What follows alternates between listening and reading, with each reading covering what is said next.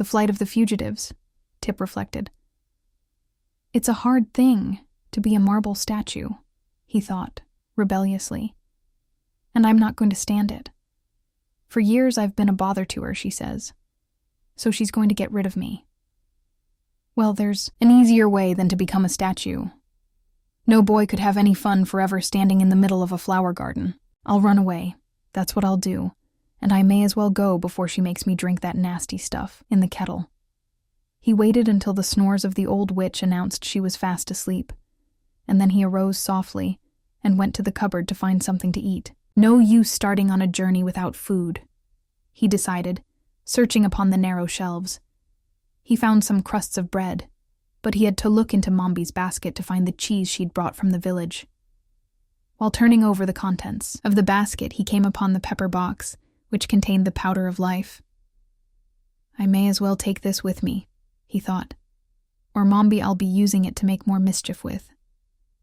So he put the box in his pocket, together with the bread and cheese. Then he cautiously left the house and latched the door behind him. Outside, both moon and stars shone brightly, and the night seemed peaceful and inviting after the close and ill-smelling kitchen. I'll be glad to get away, said Tip softly, for I never did like that old woman. I wonder how I ever came to live with her. He was walking slowly toward the road when a thought made him pause.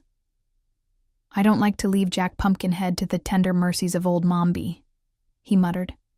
And Jack belongs to me, for I made him even if the old witch did bring him to life. He retraced his steps to the cow stable and opened the door of the stall where the pumpkin-headed man had been left. Jack was standing in the middle of the stall, and by the moonlight, Tip could see he was smiling just as jovially as ever. Come on, said the boy, beckoning. Where to? Asked Jack. You'll know as soon as I do, answered Tip, smiling sympathetically into the pumpkin face. All we've got to do now is to tramp. Very well, returned Jack, and walked awkwardly out of the stable and into the moonlight. Tip turned toward the road and the man followed him. Jack walked with a sort of limp, and occasionally one of the joints of his legs would turn backward instead of frontwise, almost causing him to tumble. But the Pumpkinhead was quick to notice this, and began to take more pains, to step carefully, so that he met with few accidents. Tip led him along the path without stopping an instant. They could not go very fast, but they walked steadily, and by the time the moon sank away, and the sun peeped over the hills, they had traveled so great a distance that the boy had no reason to fear pursuit from the old witch. Moreover, he had turned first into one path, and then into another, so that should anyone follow them, it would prove very difficult to guess which way they had gone, or where to seek them. Fairly satisfied that he had escaped for a time, at least being turned into a marble statue, the boy stopped his companion and seated himself upon a rock by the roadside. Let's have some breakfast, he said.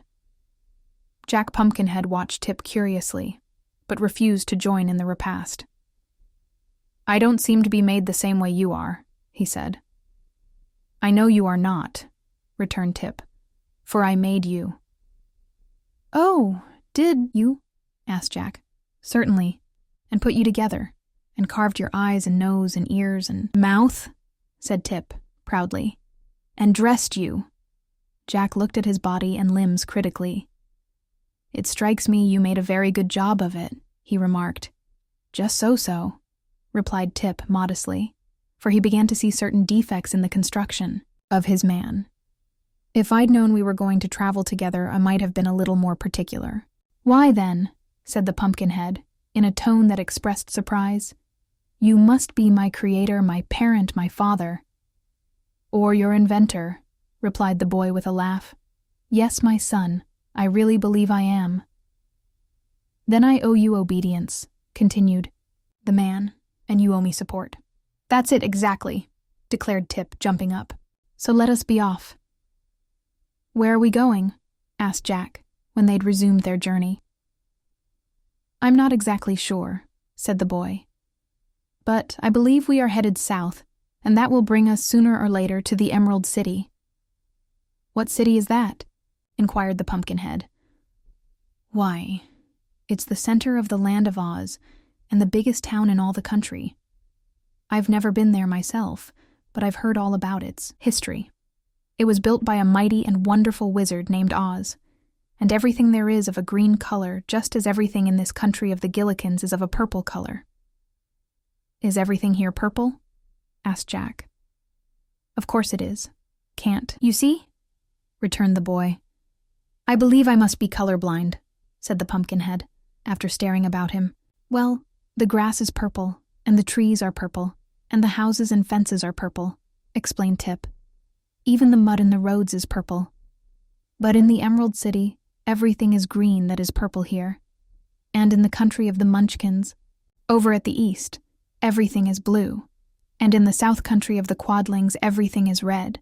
And in the west country of the Winkies, where the Tin Woodman rules, everything is yellow. Oh, said Jack. Then, after a pause, he asked, Did you say a Tin Woodman rules the Winkies? Yes.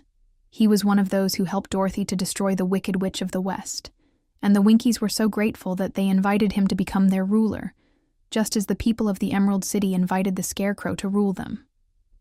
Dear me, said Jack. I'm getting confused with all this history. Who is the Scarecrow? Another friend of Dorothy's, replied Tip. And who is Dorothy?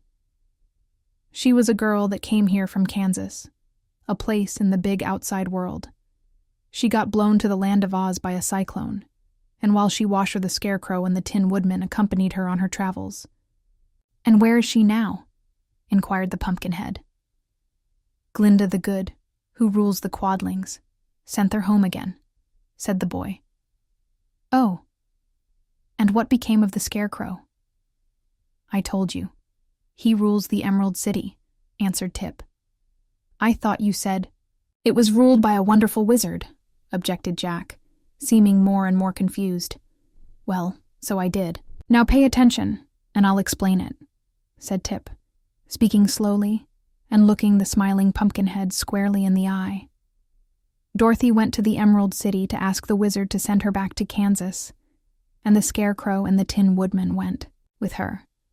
But the wizard couldn't send her back, because he wasn't so much of a wizard as he might have been.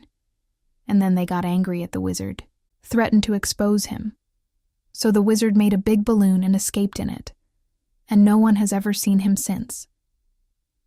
Now that is very interesting history, said Jack, well pleased. And I understand it perfectly, all but the explanation. I'm glad you do, responded Tip. After the wizard was gone, the people of the Emerald City made His Majesty, the Scarecrow, their king, and I have heard that he became a very popular ruler.